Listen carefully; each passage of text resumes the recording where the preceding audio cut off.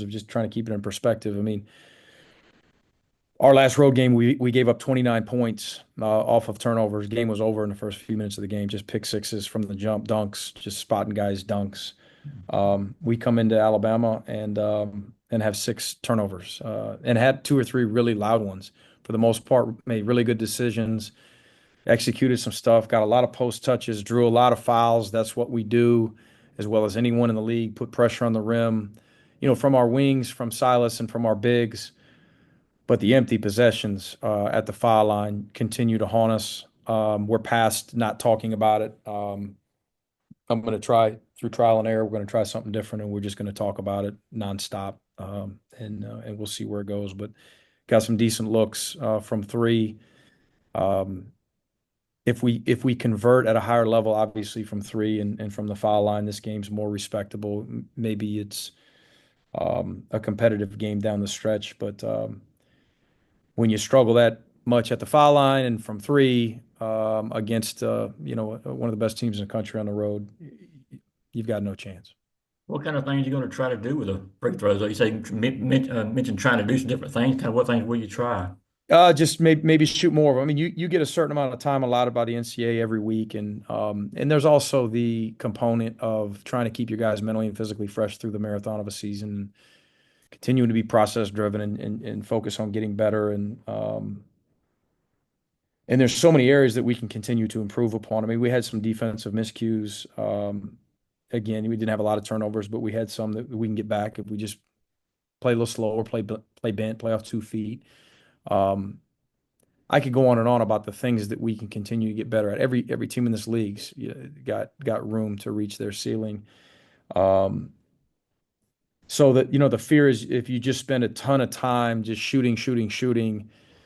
Are you going too long? Are you giving yourselves the best chance in the next one? Are you spending as much time as you were on rebounding and defending and executing and press attack and things like that? So we've got to just spend more time shooting. We do. And hopefully we can be creative enough to find time to get more shots from three and more free throws and keep our guys at least somewhat fresh because there's a lot of games to be played.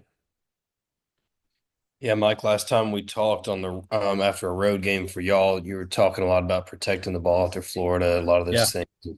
What were some of the changes that you guys made this week? And is that what you think made you see that? I mean, the offense was a lot cleaner out there today. You know,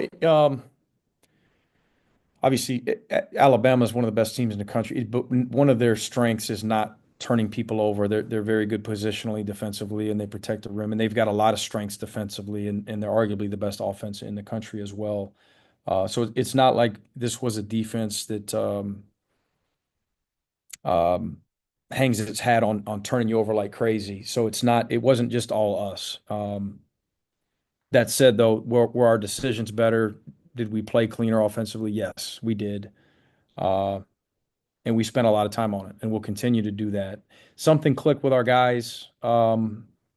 These last two or three, 4 games, we've thrown that thing in the post a little bit more, and our bigs are making really good decisions.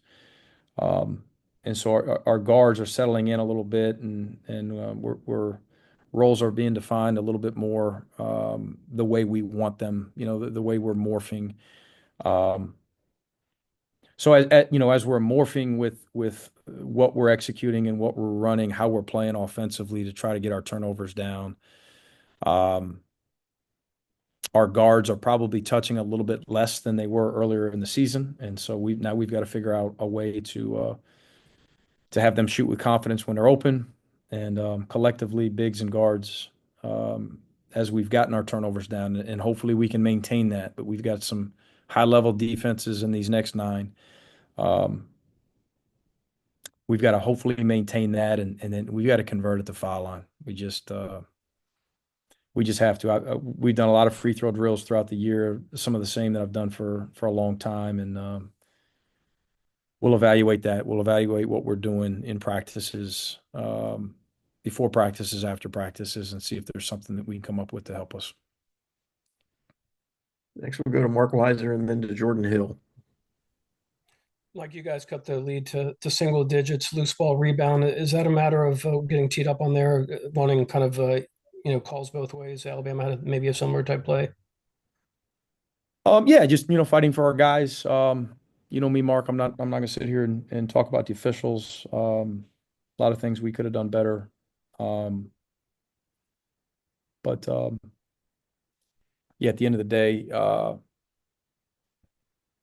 when a player jumps on another player who has a loose ball, it's a foul, and we were just called for one. And uh, I'm going to disagree as a head coach with a lot of calls throughout the game, as are most coaches. And I guess I disagreed a little bit too much.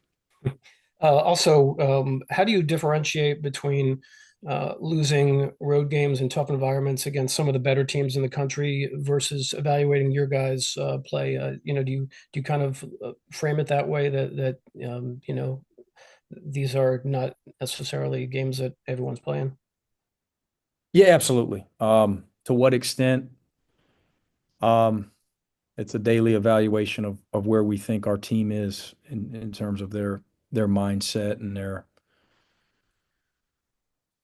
approach to to a certain practice. There are times where we talk more about perspective and the fact that, hey, I know we lost, but this was a really good team. But there's also times where we say, yeah, but we got to do this better, and we could have controlled this better, regardless of how good that team is. But you said it. I mean, overall, when emotions calm and you go and you watch it closely and you show it to your guys, all of us will understand. These are the few things we could have done better, obviously outside of free throws and threes. Um, but that said, there are a lot of teams in college basketball that would have come in here today and gotten beat. Um, Alabama's really good, and everybody's better at home. This league is just different. It's significantly different than it's ever been. Um, First 15 minutes of the game, and I felt really good about our effort, our connectivity defensively, our attention to detail defensively. Other positives. I could, and I know I'm rambling. I apologize, but um, they're 19th in the country in offensive rebounding percentage, and they get 9. We did a pretty good job there. And I know they made a lot. I realize that, but there's some areas where we got a little bit better, where and we competed against again a really good team. Um, so yeah, we'll keep all this in perspective, but we got to win some games, and we got to make some shots. Mike, in that first half, they held Ace at a 1 of 8. What did you see in how Alabama kind of defended him, and then his response? He was much more productive in that second half. He's a grown man. He's so proud of his effort, his resilience, his perseverance. He just continues to come at you. And his brother's the same way. Jaden had 2 really good practices leading into this one. Collectively, we had two really competitive, high-spirited practices, led by Asa, and a couple other guys. I thought he fell into some open ones from 3 in the first half. They didn't go for him. And their physicality, with the understanding that we were probably going to pound it into the post a little bit early and often, was a factor. I thought they did a good job. And he hit a couple tough ones there in the second half, got it going a little bit. We made some good post passes. He drew some fouls. So he had a good game in a game where you get beat 20. Sometimes you have a couple guys that had a good game. He certainly did. All right, Mike, appreciate it.